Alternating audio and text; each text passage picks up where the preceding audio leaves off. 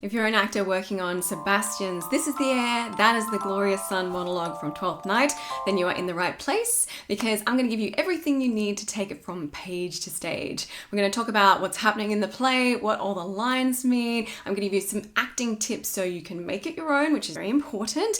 And at the end, I'm going to read it through so you can kind of hear how it all comes together. If you don't know me, I'm Sarah Guillot. This is Shakespeare with Sarah, and this channel is for actors who want to nail their Shakespeare. So let's jump in. Okay, I'm assuming you're kind of familiar with the plot of Twelfth Night, and if you're not, can you go and watch some productions? I want to shout out there is a YouTube playlist full of Twelfth Night productions, including a production with Paul Rudd and Helen Hunt from the 90s, which is kind of fun to watch. Not the best quality, but it's fun to watch. And I recommend Trevor Nunn's production, also I think from the late 90s. It holds up really well. And also a more recent production from the National Theatre, which you can get at National Theatre at Home, not sponsorship, is just awesome, with Tamsin Greig. Really, really fun production. So let's assume that you know that Sebastian is the kind of long lost twin brother of the main character Viola. I say long lost because there was a shipwreck at the start of the play and they thought that he was dead, and now of course he's turned up, and Viola has been dressed as a boy this whole time because it was safer back then to be dressed as a boy rather than a girl wandering around in an unknown place where you've been shipwrecked. And she's been working for the Duke Orsino, who sent her to go and woo Countess Olivia, who of course fell in love with her dressed as a boy, and now happens to stumble upon Sebastian, who is alive and wandering around the town, and she's like, oh hey, it's that guy that I love. Come with me, man, let's hang out, wink wink. And of course he goes, sure, no problem, I will go and hang out with this beautiful and upper class lady. And he's popped out now to chat to the audience about what on earth is going on. That's the quick rundown before the monologue. Okay, so now that you know what's going on, let's break down the lines one by one. Come along on the journey with me. What I recommend though is that you write it out in your own words. It's really important. It will change what you're doing from kind of, okay, yeah, I get what it means, to I'm really, really specific about what I mean and I feel really connected to the character. So he starts with, this is the air, that is the glorious sun. So of course, to begin with, you need to make sure that you're getting a sense of what is he doing when he says this. It's fairly obvious, right? He's testing out his senses. It's a kind of pinch me moment, right? I can feel this, I can feel air, and that's definitely the sun, the amazing sun. He's giving you a clue already that he's in a great mood, he's enjoying this because he's used the word glorious, right? So make sure you think about, where are the things? What am I feeling? Tap into sensory detail. That is another thing that can really help elevate your acting. This pearl she gave me, I do feel it and see it. So a couple things there. You might notice it says feel apostrophe T and see apostrophe T on your version. If it does that, it's just for rhythms. Now, don't stress too much about that, but the general feeling with those is it's kind of a contraction, like we'd say isn't. So try not to put the extra syllable back in by saying feel it and see it. Try and squish it together. Feel it and see it. Tricky, but it's worth it. It's just a Shakespeare thing, trust me. So the pearl he's talking about there, he actually has one in his hand. It's not figurative. It was a gift from Olivia, which was a kind of thing they used to do. You know, here's a bit of money, like sugar daddy style.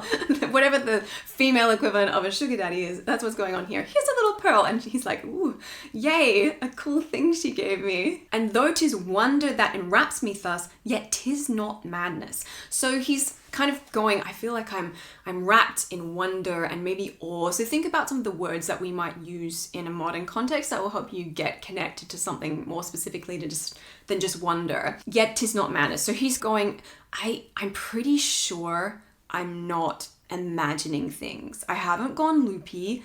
I feel amazed, but I'm pretty sure I've still got my senses. So that's the through line that runs through this whole monologue, is he's sussing out, there are crazy things happening here, but I don't think I'm going crazy. And because this is a soliloquy where he's talking to the audience, most of the time with soliloquies, it's a character trying to figure out what's going on and what they're going to do next. So in terms of your objective, everything that you're doing here is sharing with the audience, I think this is real. What do I do? I've got a great soliloquy video to help you out with this as well. Please go and watch that as your next step. I'll link it at the end. And now a big shift. where's Antonio then, right? So you have to make a decision about how does what he was talking about before relate to this new idea. He's gone on to a new thing. He's talking about the guy that saved him, Antonio, and they were supposed to meet. I could not find him at the Elephant, which is basically a pub where they were supposed to meet. And he went there, he couldn't find him. Yet there he was, and there I found this credit. So here he's saying he was there before, yet there he was. I knew he was there before, and there I found this credit. The credit is like a report. So I knew he was there before because when I got there, someone said, oh, he's been here. That he did range the town to seek me out. So he's been looking for me all over town. So going back to, this is this new idea, right? Okay, I'm talking about Antonio now. I'm supposed to be meeting this guy. How did he get from A to B? Before he was talking about, I don't think I'm mad.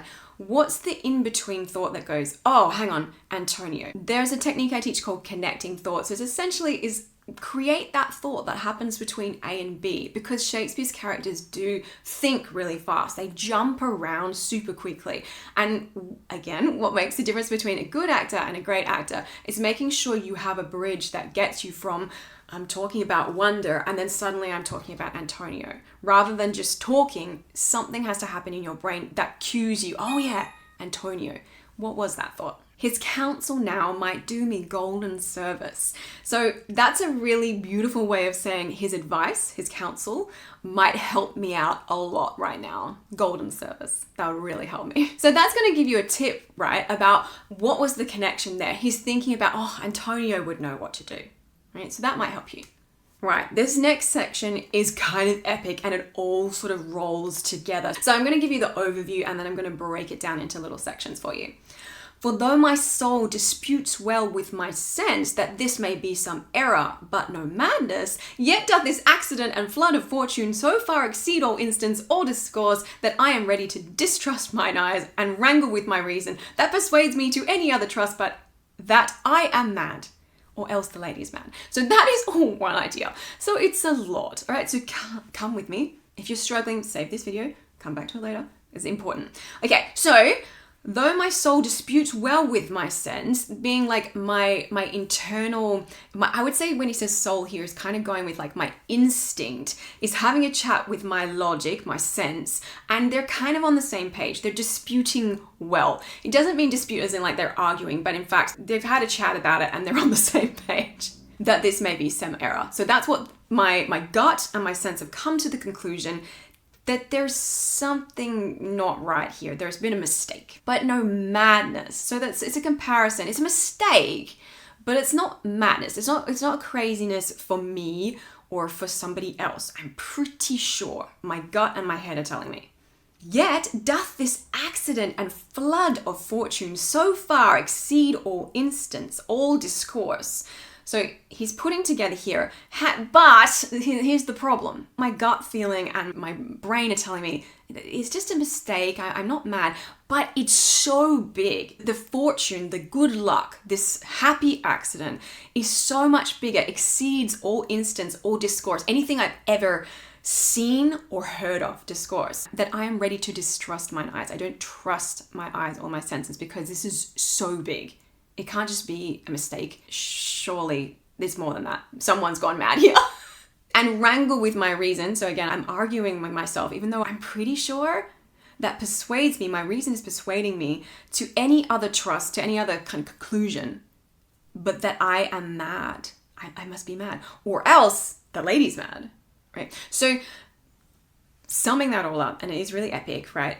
What's going on roughly in there is that I've got this gut feeling and my head is telling me that there's some mistake happening and it's not that I'm mad, but it's so enormous and this is well beyond anything I've ever seen or heard of that I'm fighting myself on this. I'm actually ready to distrust what I'm actually seeing. I'm not trusting my own eyes. And I'm coming back to the conclusion that I must be going around the bend, or otherwise that the lady that came to me, and when he says lady, he's talking about Countess Olivia, or else it must be her. Maybe it's her that's going around the bend. But then he's arguing with himself again here. Yet, if it were so, she could not sway her house. command her followers, take and give back affairs in their dispatch with such a smooth, discreet, and stable bearing as I perceive she does. So this is his other argument. Hang on a sec. No, it can't be the lady, because if she were mad, yet if it were so, she could not sway her house. She couldn't rule over her house. She couldn't be the boss of her household, which she is. Command her followers, because he just saw her before come in and be like, hey, stop bothering this guy, you terrible people. That's a whole scene before. Make sure you look at the scene before. Take and give back affairs in their dispatch, basically like boss people around, tell them to go and do things with such a smooth, discreet, and stable bearing as I perceive she does. Basically, she seems to be handling all the management of her household. People respect her. She's telling them what to do, and she doesn't seem crazy when she's doing it. She seems very in control and reasonable, a stable bearing. There's something in it that is deceivable. So that's what he's coming to. That's his kind of final conclusion there, that but something is still not right. There's something deceivable, something deceptive, something fishy's going on here. And then if you want to add at the end, but here the lady comes, right? That you can put that in at the end or not. Okay, so let's read it through together. Now, please remember, never ever copy the way someone else does it. Please don't go on YouTube and look at people and mimic what they're doing. That's just gonna make you look like a robot. You need to make it your own with those connecting thoughts and creating memories and sensory things that are going to actually make you feel like you're living that moment. Because that's one of the really awesome things about this monologue, is that he's really experiencing all this stuff for himself in his body. So make sure you're really getting connected with, like, what does the air feel like on your skin? What does the sun feel like warming your skin? And what has just happened to you? Get specific about it, because there's been the scene before where he sees Olivia kind of bossing people around. So make sure you go and look at that scene before. That's going to give you a lot of information to work with. But there's also stuff that happens off stage that you can create for yourself. What actually happened when Olivia came and was like, hey, come and hang out with me? Because quite often it's a little, romantic time, but you can make it as romantic as you want, right? So you got to create some of those memories for you. So as you're speaking, you're kind of living it out, right? And sharing it with the audience. And watch that soliloquy video, because that's going to talk about how you share that with the audience. So that will help you out heaps. Okay, so let's jump into the reading. This is the air.